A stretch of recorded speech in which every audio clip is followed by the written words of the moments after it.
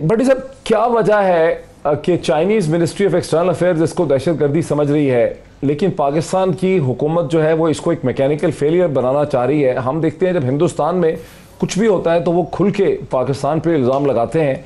हमारे यहाँ इतनी एहतियात क्यों बरती जा रही? पाकिस्तान में क्योंकि मीडिया बहुत ज़्यादा आज़ाद है, बदकिस्मती है। यहाँ सच पर खौफ के पैरे हैं। ये बदकिस्मती है कि खुदा ना खास्ता अगर कोई भारत यहाँ दहशतगर्दी करा रहा है तो आप मीडिया में दुगाने की बजाय दुनिया को बताएं कि भारत हमारे मुल्क में आके दहशतगर्दी करा रहा है। हमने 80,000 कुर्बानियाँ पहले दी हैं। हम पाक फौज के 6-7 हज़ार जवान और 80,000 कर चुके हैं। जब आप अपनी गलती की इस्लाह नहीं करेंगे, डायग्नोज नहीं असल मर्ज करेंगे, तो उसकी इन्वेस्टिगेशन क्या होगी? मेरी तो ये हुकूमत की स्ट्रेटेजी मुझे तो अक्सर समझ ही नहीं आती।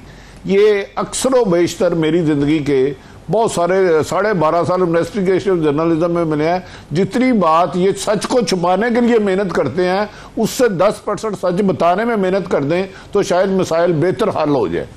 अगर एक हुआ है तो क्या दुनिया का मीडिया सारा अंधा है, बेवकूफ़ है? चलो हमें आप डरा लोगे, हम बुज़दिल आदमी है, नहीं बोल सकेंगे, लेकिन फैक्ट्स तो नहीं ना छुप सकते। आप बताएं दुनिया को। ये वजारत तर्जुमा खारजा किस लिए बना हुआ है?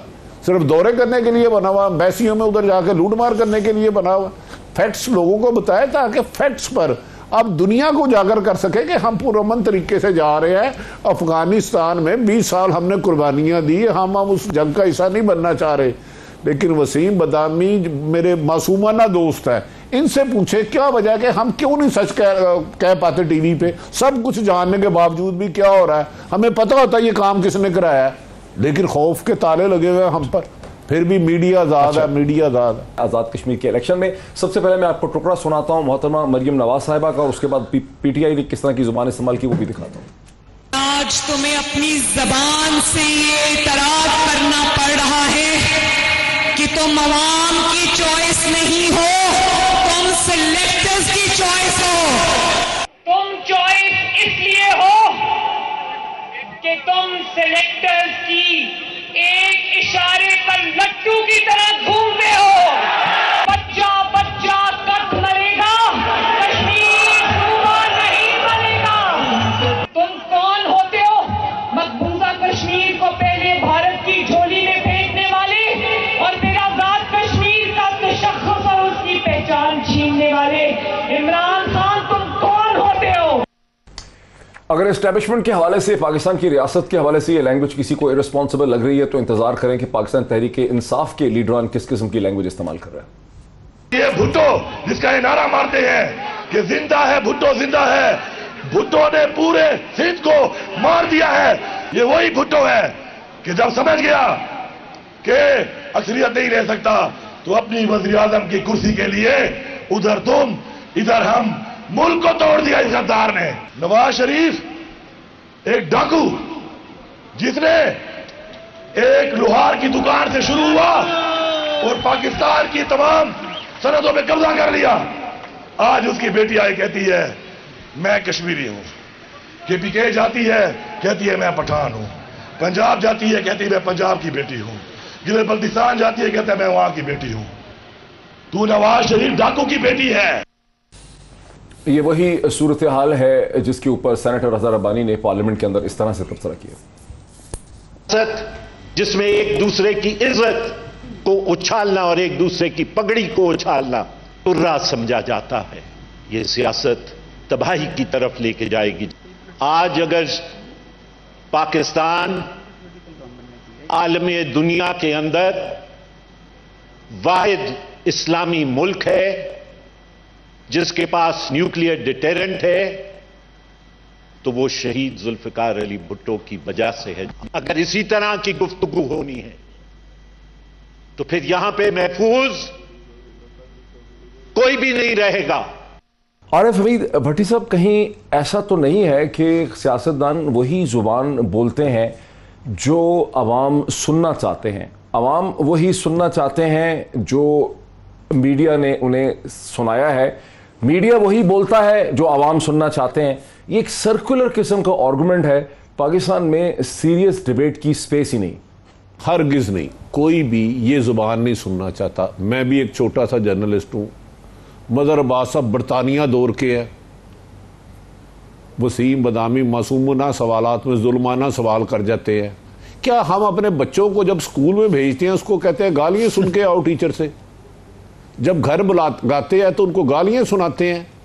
क्या ये सियासतदान अपने बच्चों को जब बुलाते हैं तो गद्दार कह के बुलाते हैं? नहीं।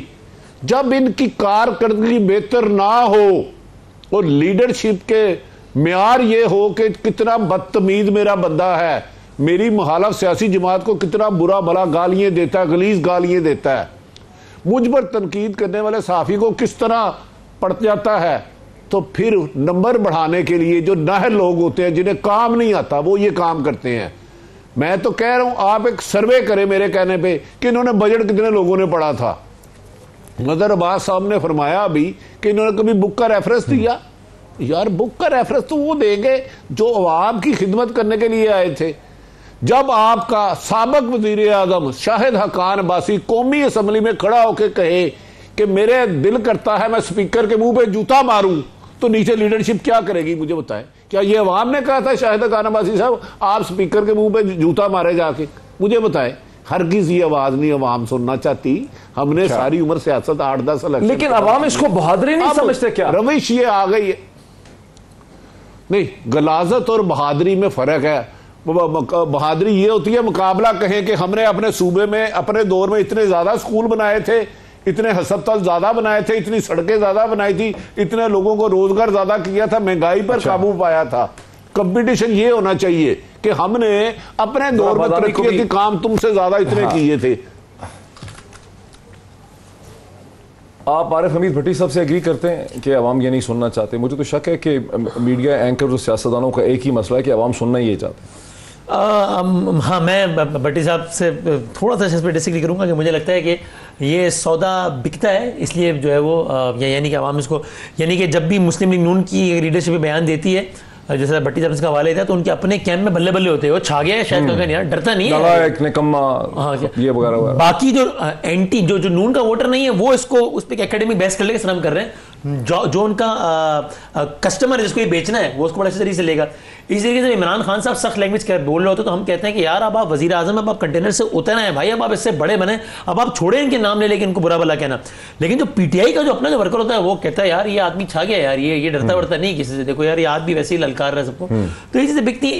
इसी वजह से मुझे यानी पाकिस्तान पीपल्स पार्टी जैसी पार्टी, बिलावल भुट्टो जरदारी साहब, पीपल्स पार्टी पे गवर्नेंस के हवाले से 100 एतराजात हैं। मुझे तो बहुत, हम तो खुद मुतासिर हैं सिंध में रहते हुए, लेकिन ये कि आइडियोलॉजी के हवाले से मैं समझता हूँ कि बहरहाल एक लिबरल एक प्रोग्रेसिव रहा है। लेकिन बिलावल भुट्टो जरदारी जैसे साहब को जब लगता है कि आजाद कश्मीर में अगर मैं कश्मीर कार्ड खेलूंगा तो बिकेगा, तो वहां जाके वो ताने मारते हैं नवाज शरीफ को। पाकिस्तान में नहीं मारते बाकी, लेकिन वहां मारते हैं, रोजाना मारते हैं कि यार ये देखो ना मोदी को बुलाता है शादी में, देखो, चूंकि उनको पता है वहां बिकेगा। तो सबको जहां जहां लगता है कि यहाँ बिकेगा वो वहां पर बेचते हैं वो, और उसके बाद जो है वो सोसाइटी का फैब्रिक इस तरीके से खराब